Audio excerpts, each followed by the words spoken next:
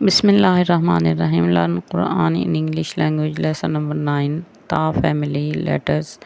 Tu ta na tum. Tu mean I did. Ta you did for singular. Na we did. Tum you did for plural.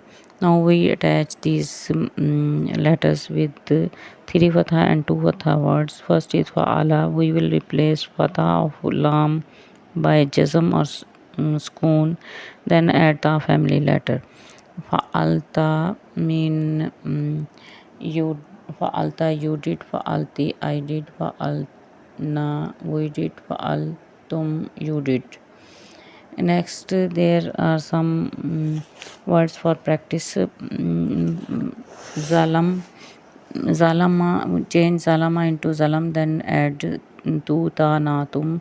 Zalam tu mean I oppressed. Nasitu I forgot. Amana I believe. Amantu I believed.